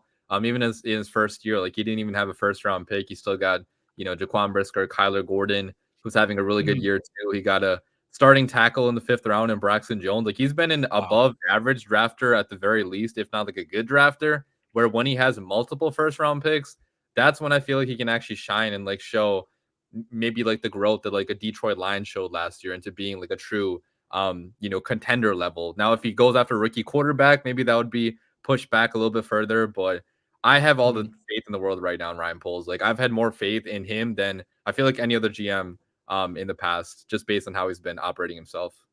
Absolutely. And sorry, I'll let you go, Dave. I just want to that's what I was going to say. It was Brian Murphy. Yeah. Thank you so much. I thought I wasn't going crazy, but I do want to mention this, Dave, before you go, because we do have a super chat from Philip again. Thank you so much. $20 super chat. I just realized I don't need to read off the sentence. Like it's basically $20. But anyways, I don't know if my first one went through because my damn cord got stolen. Sorry, that sucks. Sorry to hear that. And I forgot to replace it in my wallet just in case day 1 or 2 pick for Justin Fields. Y'all are the best on Bears Twitter. Salute, bear down. Philip, thank you so much. It did go through. So don't be surprised when you see both those charges tomorrow, but we do appreciate the support no matter what. Yeah, a day 1 pick, we'd be ecstatic. Day 2, absolutely, plus like a day 3 in that one. But yeah, definitely on court with that. And thank you for the super chat. Yeah, absolutely. Thank you, Philip. We appreciate it. If you need to refund that second one or the first one, whatever it is, absolutely go ahead, man. We appreciate it though, either way. So absolutely. I want to get DWC out of here. Hour and a half just talking Bears. We are kind of weird, crazy. Honest, I can't believe we just did that for an hour and a half. But we appreciate you, man. One of the best, one of the good ones on Bears Twitter and just Bears content creation in general. But anyways, if you guys know where to follow him, all his stuff will be in the description. DWC, man. Hopefully by the time you're on next, we'll have hopefully a decision at quarterback, man. I hope so, man. I'm hoping it's going to be this week because I just want to get on with my life and like stop discussing the same thing we've been discussing for the past 4 or 5 months. But yeah. I can't wait until it's finally over. But thank you guys for having me on. It was a fun time as always. Absolutely, bro. Absolutely. You have a good one, okay? We appreciate you hopping on. Yeah, you have a good one, DWC. Enjoy tax season. Thank you.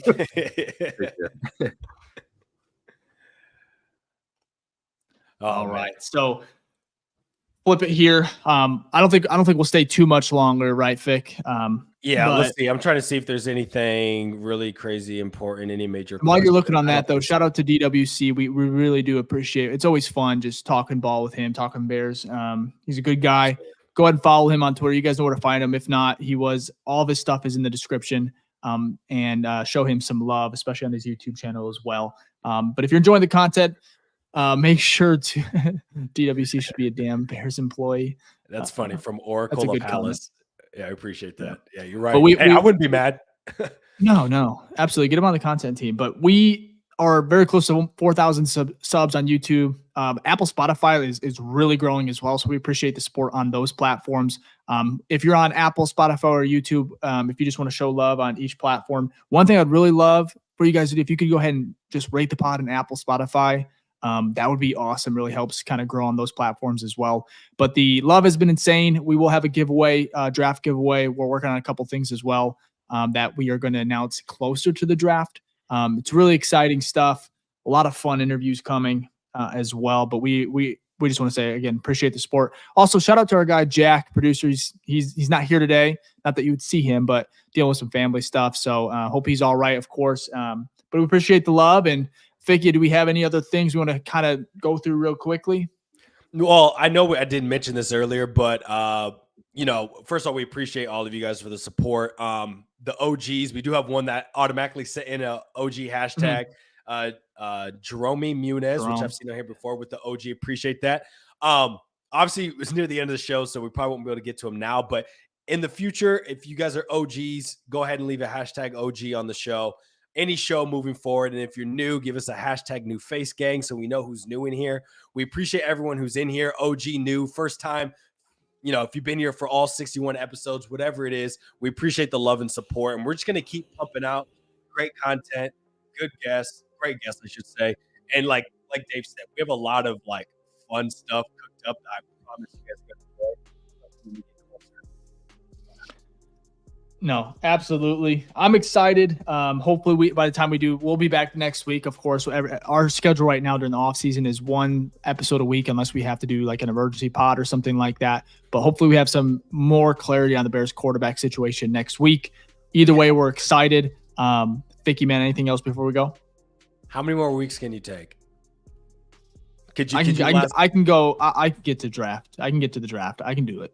That's what I've been training for, I guess you could say. Is I'm trying to get my mentals. I've been ready. My calendar's been marked for April 28th or 29th, whatever the draft night is, for it to go all the way up until the Bears are on the clock. So we'll see. Hopefully that's not the case, man. Yeah, I might need your workout plan there to build that mental, because I don't know if I can last. I'm just reading Twitter comments and reading YouTube comments every single day, man. Yeah, it's crazy. No, but it's great. I mean, it's fun. This is the life we chose. I'm not mad about it. Yeah. You know what? I'd rather be in this situation where we have this back and forth about two great options. You know what I mean? I keep saying it could always be worse. We could be talking about a Mitchell Trubisky and Nick Foles QB battle. We've been there. So this is a good time. A Mike Glennon $40 million deal or something like that. Yeah. I'm glad I wasn't podcasting at that time. Or maybe I should have been. That would have been crazy. Jesus. But yeah, I got nothing left, man. Off season's fun. It's long, but there's so much exciting stuff. Even this week, bro. Free agency pod is finally here. It should be coming up here. Maybe next week or the week after. I know free agency is very, very soon. So that is coming out. We're going to give our top free agents, acquisitions that we want to see. Probably have a really cool guest on there to kind of go over the cap and everything as well. But we want to go ahead and get that out there here soon. So be ready for that. But we appreciate the support. And Ficky, man, anything else? Like I said before we go, man, I feel like I'm missing something. But maybe the trade just happened. Is that no. Breaking news? Oh, okay. No. All right. Well, hey, again, we appreciate it. If you guys can show some love, we appreciate it. But we will have another episode next week. Hope you guys enjoyed this one with DWC. Go ahead and give him a follow on all platforms, and we'll see you guys next week. Peace.